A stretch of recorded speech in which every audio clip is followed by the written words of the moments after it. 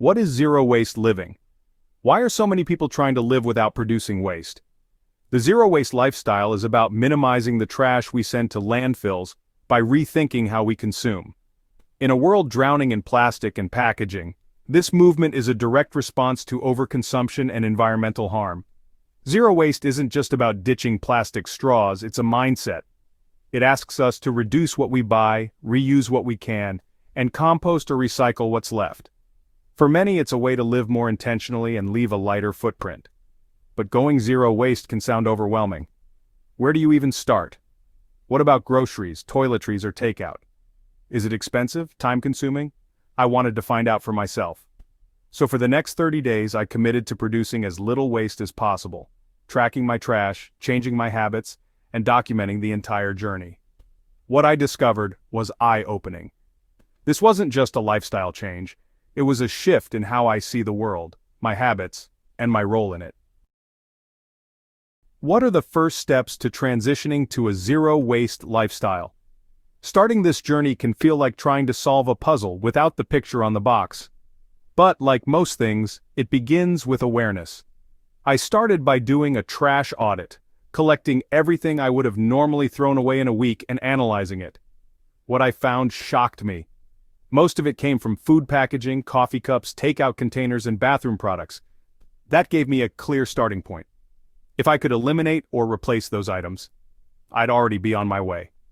The next step was learning about the 5 R's of zero waste: refuse, reduce, reuse, recycle, and rot, compost.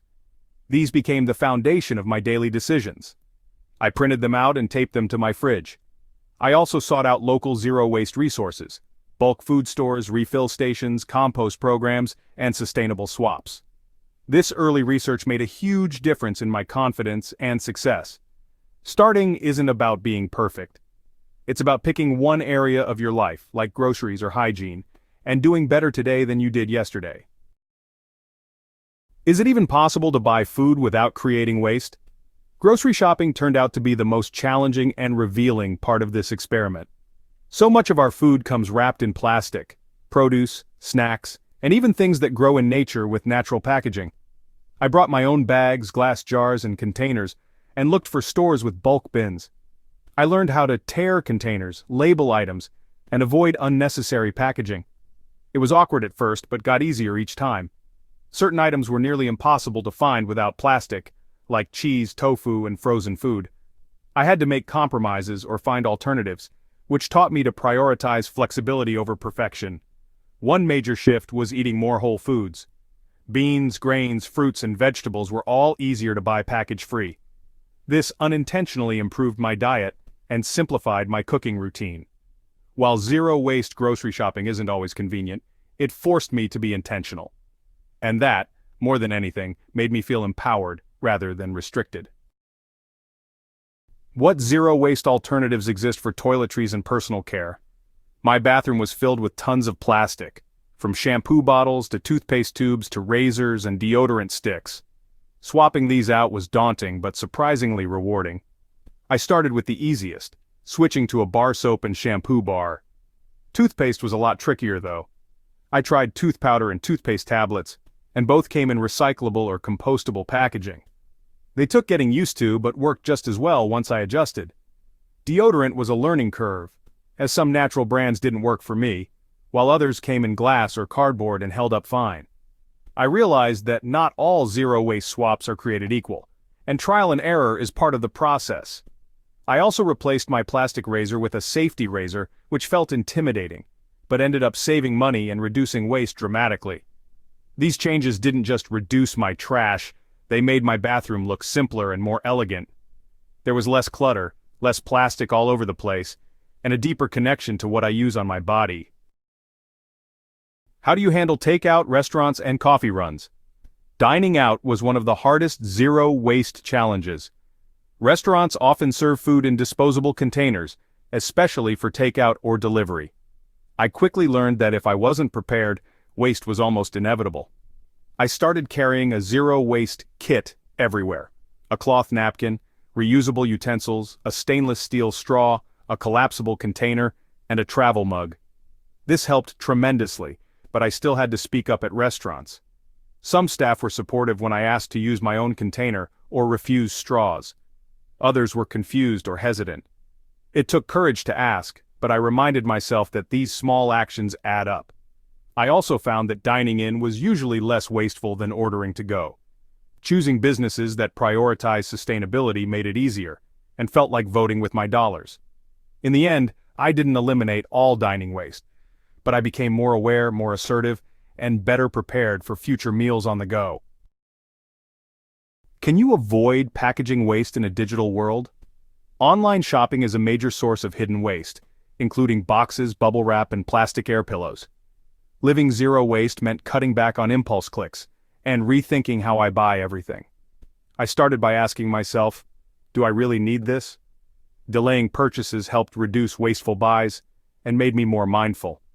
When I did order online, I looked for companies with eco-friendly packaging or local options. Some zero-waste stores ship in compostable or reused materials, which made me feel better about necessary deliveries. Others allowed me to bundle items and reduce packaging by planning ahead. I also posted requests on social media and community groups asking for secondhand items. Borrowing, trading, or buying used became part of the solution and actually built local connections. While I didn't eliminate all shipping waste, I drastically reduced it, and I learned how powerful it is to say no more often. What does 30 days of almost zero waste really look like? At the end of the 30 days, I emptied the tiny jar I'd been using to store my landfill-bound trash. It held the few things I couldn't compost, reuse, or recycle: some food wrappers, receipts, a sticker, and a broken pen cap. Compared to the overflowing trash bags I used to produce each week, this was staggering. I hadn't reached zero, but I was close. This experiment showed me that most of my former waste was avoidable. With preparation, communication, and habit changes, the majority of what we throw out isn't necessary. It also reminded me that zero waste isn't really about the trash jar. It's about shifting the systems we rely on. My habits changed, but so did my mindset and expectations.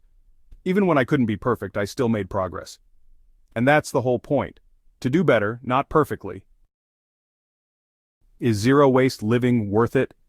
What did I gain and lose by going zero waste for 30 days? Living zero waste for 30 days wasn't always easy. It challenged my routines, my comfort, and my patience, but it also sparked something deeper, a feeling of alignment with my values and actions. I saved money by buying less, ate healthier by default, and felt more connected to my local community through bulk stores and shared resources. I also became more intentional. Every decision, from what to eat to what to buy and even how to dispose, became a conscious act. That awareness spilled into other areas of my life, making me more mindful in general. No, I didn't achieve perfect zero waste, but I now understand that perfection isn't the goal. Progress is. Every single piece of trash I avoided mattered. The biggest surprise? I didn't feel deprived, I felt empowered. And I plan to keep going long after the challenge ends. What zero waste habit are you most curious about? I'll test it in the next one. Let me know in the comments below. And don't forget to like, subscribe, and hit the notifications bell for more sustainability experiments if this inspired you to try reducing your waste even just a little. Thanks for watching. See you in the next video.